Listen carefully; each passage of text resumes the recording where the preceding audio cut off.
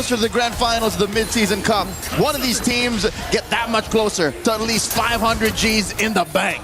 Last night we started things off a little bit slower, but we ended the night with a huge best of 5. I feel like YG and Falcon can deliver the same kind of action to us right now. Falcons started this tournament off a little rusty and so far have showed up and now seem to be one of the possible dominant forces. YG, on the other hand, this could be the big test for them. This could be the possibly first huge challenge for them. They have been playing as close to a flawless tournament as one could go. Again, as mentioned by our panel, the lowest amount of deaths across the board, stats on stats, all across each role. Now they're facing off against world champions, players who have gotten this close, Trex, this close to actually taking down a mid-season cup of their own 2 years back. A minute in, and so far no clear lead just yet. In the EXP lane, Ying is playing a first, at least in this tournament, the Arlet versus his signature, Barats. See Haji throwing out these arrows. Oh, he's having a hard time, I'll tell you now. This is what looks like for the first time in a while, a difficult lane. Oof, in mid.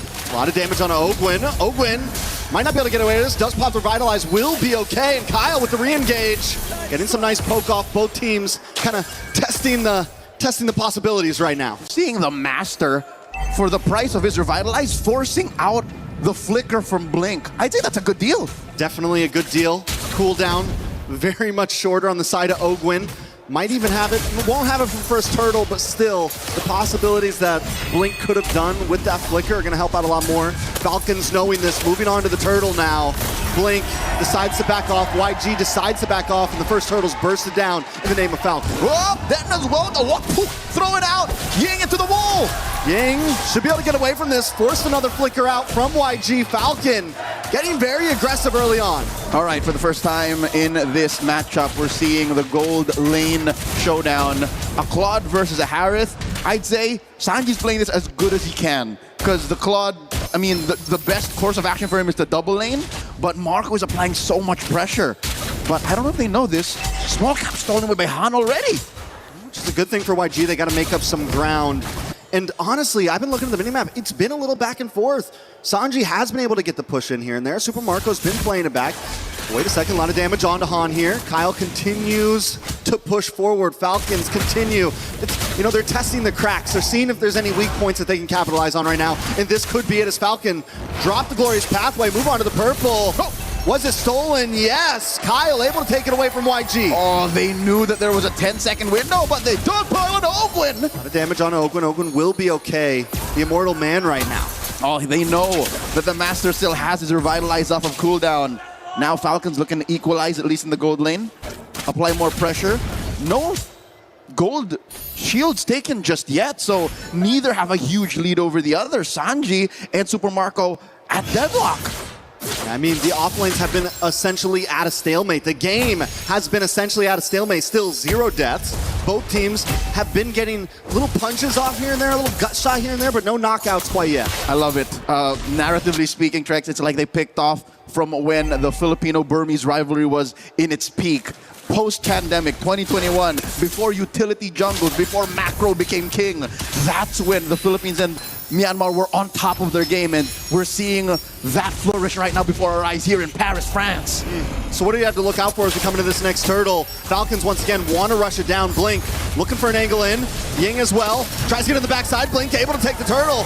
And it's a mosh pit in the pit right now as Haji just tries to get away, but Blink's low. And so is Ying. Ying trying to vengeance through, but he already lost a teammate. Blink is down. They get the pull back. Kai's has come back in, and Kai's able to get the double. Make it a triple. Flap falls along with the team, and yes, Falcon don't only lose their members, but they lose the second turtle as well. 4 for 1. Now Marco has 2 on him, plus the turtle. Yangon Galacticos have snapped their way into a massive lead again.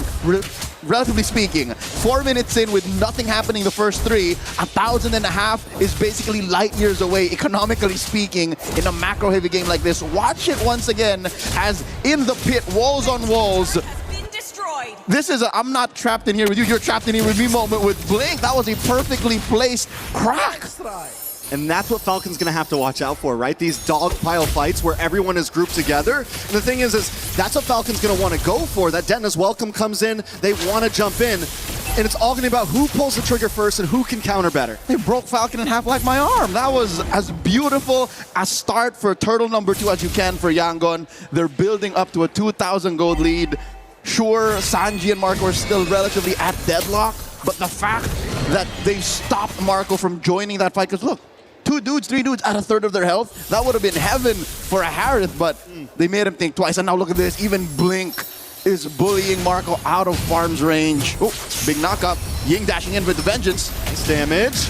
A nice fist crack lands on Ogwin as well. Ogwin pops revitalized, but it's not going to be enough this time. Han takes the kill before he can jump on the pathway. All right, so this is something that our panel alluded to. This is the Burmese ube, the purple ube. Well, that's literally what it is, Yangon's colors. They just, at the most early possible moment, clump up and punish you for even thinking twice that you could take this lineup. All of this is off the back of Blink, and I love how they put the Arlot in too, just to make sure that if everyone's not in position for the perfect wall, Ying can do that for you. Falcon knows this at this point. They decide not to go for that turtle. They know they're on the back foot. It's a 2K gold lead in the hands of YG. And Nolan wasn't even, I mean, Kyle's not even going to try it. He goes down to bot lane. At least they gained some ground down there. Tier 3 on the bot side has been taken in the hands of Falcon. And this is where they will be able to hold on. They don't make those small mistakes of, we're going to try to force this open. No, we're going to let you have that, and we're going to find somewhere else to gain ground, or at least keep things even. And I think that's wise, even for Falcons in their losing position right now, almost down 3K. You can't face Yangon face head-on like this. You just can't. So fortunately, they have the kit for that. Haji can lay traps. Vision is a little better for them. Yangon have to kind of walk in the brushes, flush them out the old-fashioned way with Kai's lantern. So for now, Falcons, I'd say hunker down, take the next 3 to 4 minutes to get Marco up to his mid-game power spike, and then I'm going to even say this. Ogwin can't play the way he was in the first 3 minutes. Like, you can't just body block anymore because the damage is real from Yangon. Yeah, especially at this point. You know, the first round he could get the Revitalize off. First 2 turtles. Even second, he was able to get the Revitalize off. But by the time that gold lead got past 1.5 into the 2K range, we saw Ogwin finally get bursted down before he can even start running. Now, Sanji also locking in the Golden Staff. We're going to start seeing more damage from him. And with the fact that these tier 3s in the off lanes are down, YG can also fully hit that purple ube. If there is, literally, the yams. It's a Yangon yam.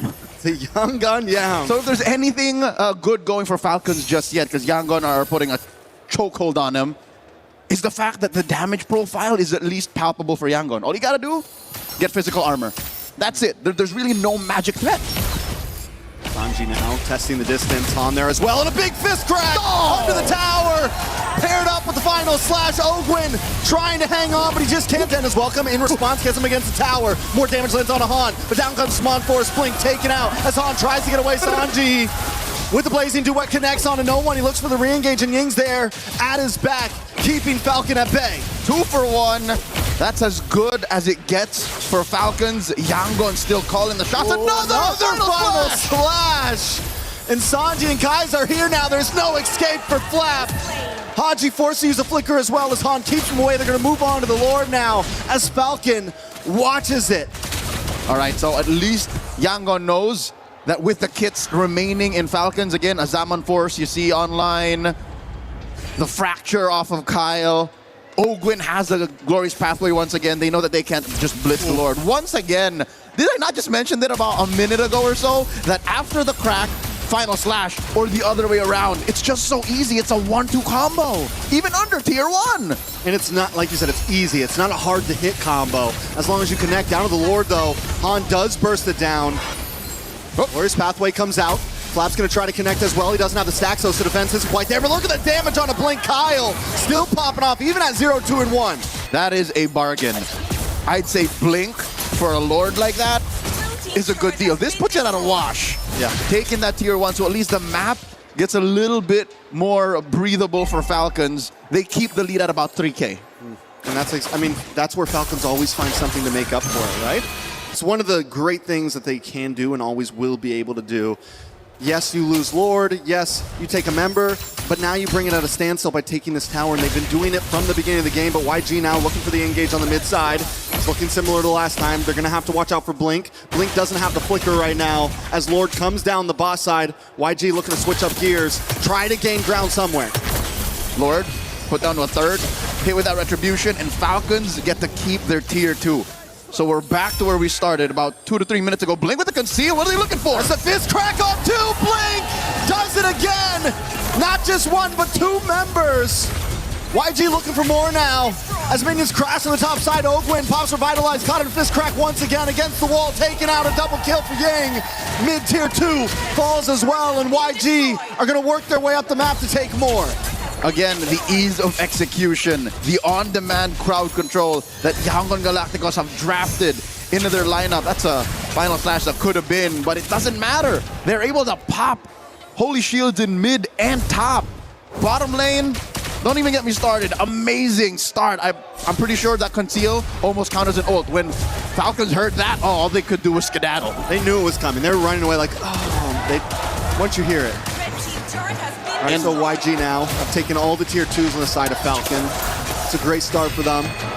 Falcons moving around the map. Not completely conceding just yet. Nope. And so far, it looks like they might even try to get this purple. There's a Glorious Pathway set in and a choke.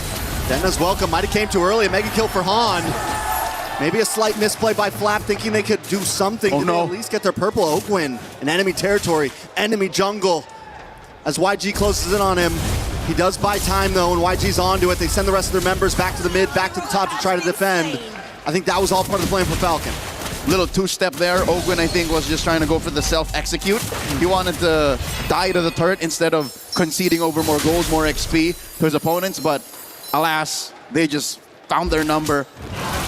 I'd say if Falcons wasn't so sure that this was a fight that they were willing to go, they should have just conceded the purple. I think that was all in the hopes of maybe finding a good shot, but 12 minutes in, maybe after we check Haji's items, we'll know if they're ready, because if yesterday's match, Game 3, between Team Spirit and Vamos, if that was any evidence that a late game Selena is still something to respect, then maybe there's still something left for Falcons. Maybe if they cross that threshold, what, 16, 17 minutes?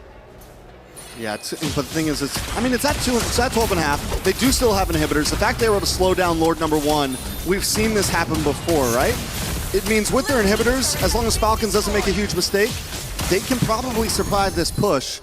The Falcons don't just want to survive the push, they might want to fight for the Lord itself. It's Flap TZ, checks the tri-bush. Nice try. Whoop. This is a dance. And Yangon Galacticos' lineup is just much better built forward. Glorious Pathway dropped in. Kai's in a bad spot, will take some damage. Kyle makes his way in, but Blink once again with a conceal play. Falcon knows they have to back off, create space. Han able to get the Lord. A big final slash on a 3. They collapse down and Kyle falls. Flap next to the chopping block, taken out as Ying and the rest of the team move on to Super Marco and Open. Open drops him on sports, but it's just not enough. He tries to dash back, he tries to get away, but a Maniac for Han is secured. Haji's got to go back to base. Haji's got to try to stop them all alone.